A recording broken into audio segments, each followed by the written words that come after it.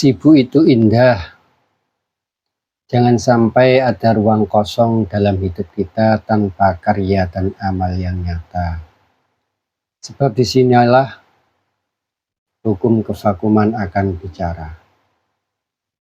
Kalau kita tidak mengisi ruang dengan sesuatu, maka ruang itu pasti akan diisi dengan sesuatu yang lain.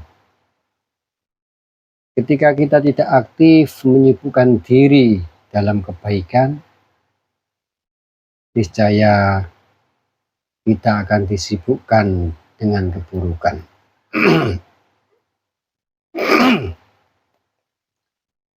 Jadi keburukan yang kita lakukan itu karena kita tidak aktif melakukan kebaikan. Adanya perselingkuhan, adanya pikiran yang kotor dan lain sebagainya, itu karena kita tidak menyibukkan diri kita dalam hal yang baik. Maka dari kekosongan itulah maka setan mengajak kita untuk mengisi ruang kita dengan ruang yang buruk.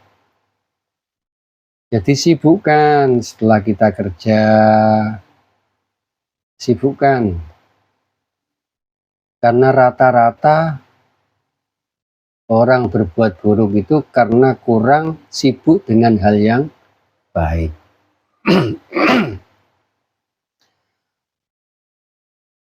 Kalau kita kerja, kerjalah dengan kerja yang baik. Karena jika kita tidak kerja dengan cara yang baik, maka kerja kita ini akan diisi oleh kerja yang penuh kecurangan.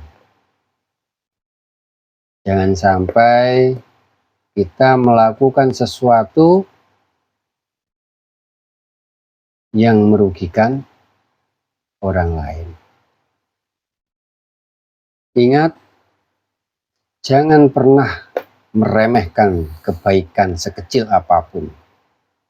Karena kita tidak tahu di dalam kecilnya kebaikan yang kita lakukan, di situ ada ridha Allah yang menyebabkan kita mendapatkan rahmatnya yang mengantarkan kita kepada surganya.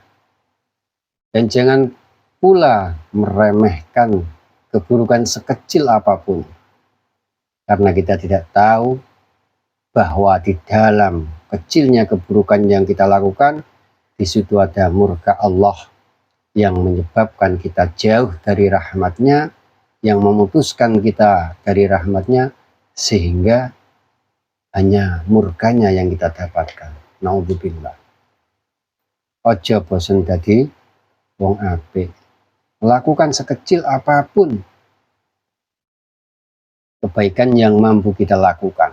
Karena tidak tahu dari kebaikan yang mana kita akan mendapatkan rahmatnya Allah.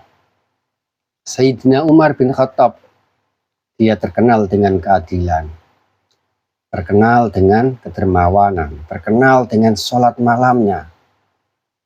Tapi ketika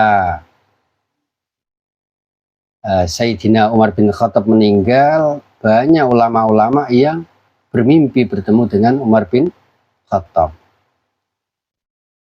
Akhirnya ulama-ulama bertanya, wahai Umar, bagaimana keadaanmu? Apa yang dilakukan Allah kepadamu? Alhamdulillah, Allah mengampuni dosa-dosaku. Akhirnya ulama-ulama yang bertemu beliau bermimpi menanyakan, apa yang menyebabkan Allah mengampuni dosamu, wahai Umar? Apakah karena keadilanmu? Apakah karena sholatmu? Atau karena amalmu yang lain? Umar bin Khattab menjawab, bukan itu semua yang menyebabkan. Ternyata saya mendapatkan rahmat Allah karena saya selama hidup di dunia pernah memberikan belas kasihan saya kepada seekor burung emprit. Di dalam hadis, Umar itu diceritakan ketika berjalan-jalan di gubitan kota Mekah dan Madinah, gubitannya kota Mekah, bertemu dengan anak kecil yang bermain burung. Akhirnya Sayyidina Umar mendatangi anak kecil ini, wahai Sobi, apa yang kau buat main? Saya bermain burung. Akhirnya Sayyidina Umar membeli burung itu. Bolehkah saya beli? Boleh. Akhirnya dibeli oleh Sayyidina Umar karena kasihan burung ini dilepaskan. Ternyata Sayyidina Umar bin Khattab mendapatkan rahmat pengampunan dari Allah, belas kasihan dari Allah hanya karena perbuatan yang kecil, yakni mengasihi burung kemudian melepaskannya. Itu Sayyidina Umar. Apakah kita ingat Imam Ghazali, pengarang kitab yang masyhur, yang banyak? Ketika beliau meninggal, banyak ulama juga yang bermimpi. Akhirnya ditanya, apa yang menyebabkan Allah mengampunimu, memberikan rahmat kepadamu? Ternyata karena belas kasihan Imam Ghazali ketika mengarang kitab, ada seekor lalat yang masuk ke tintanya Imam Ghazali karena ingin minum.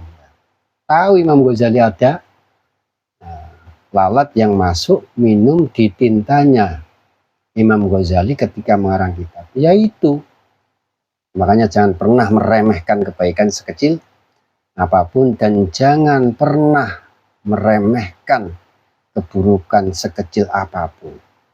Karena kita tidak tahu pada keburukan itu ada murka, pada kebaikan itu ada ridho yang menyebabkan kita mendapatkan rahmatnya Allah. Sebenarnya mudah.